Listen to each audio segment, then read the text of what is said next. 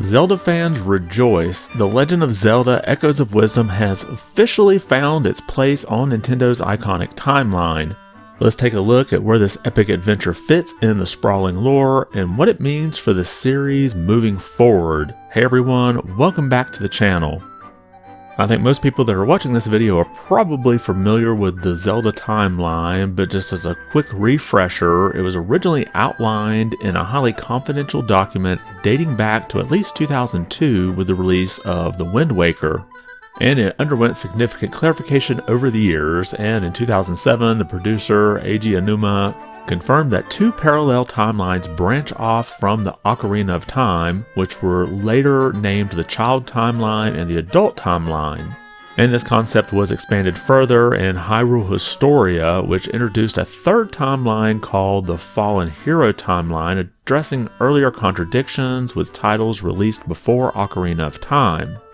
And the basic theory behind this is in Ocarina of Time, you have all that time traveling going on. So you have a timeline where Link defeats Ganon, and then you have an adult timeline that spun off from that, and a child timeline. But then this third timeline is if Link does not win and Ganon defeats him, and you've got this Fallen Hero timeline. And since Echoes of Wisdom was released, there's been a lot of speculation as to where that game fits in this timeline. Well, Nintendo finally officially puts it on there, and I was made aware of it first by the official Zelda Twitter or X account. And you can see that here. This is machine translated. It says the Legend of Zelda portal has been updated.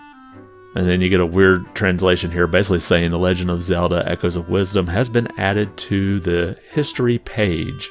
And then they have a link to the page here, and it is actually available in English, and I have that linked up in the description below if you want to check it out, because it is interactive. But we'll kind of go through the highlights here first. And I'm not going to go into all the great details of how all these link together. There are like hour-long videos that cover that, but I'll just hit the highlights here. First, the entire series starts with Skyward Sword. And the story here covers the creation of the Master Sword. And then next we have the Minish Cap.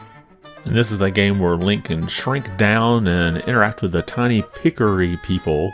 I guess I pronounced that correctly. And then that's followed up by Four Swords, which is also available on the Game Boy Advance.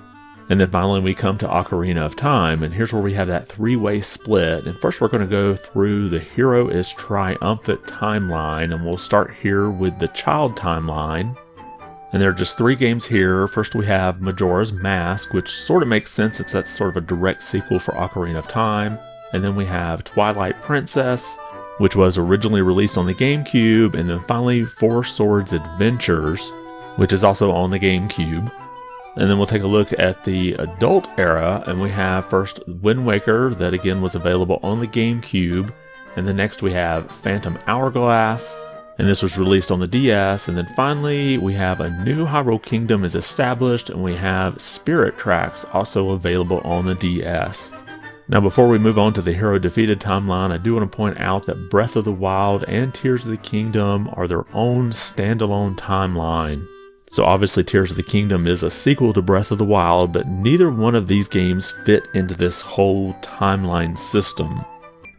But now let's move on over to the Hero is Defeated timeline. First we have A Link to the Past, which was released for the Super Nintendo. And this is followed by Link's Awakening, originally released for the Game Boy. And then also for the Game Boy next we have Oracle of Ages and Oracle of Seasons. And then we have a game that I consider one of the better Zelda games, that's A Link Between Worlds, and that was released back on the 3DS. And then that was followed up by Triforce Heroes, again following the same timeline. And then finally we get to what we were looking for here, Echoes of Wisdom, coming in just after Triforce Heroes.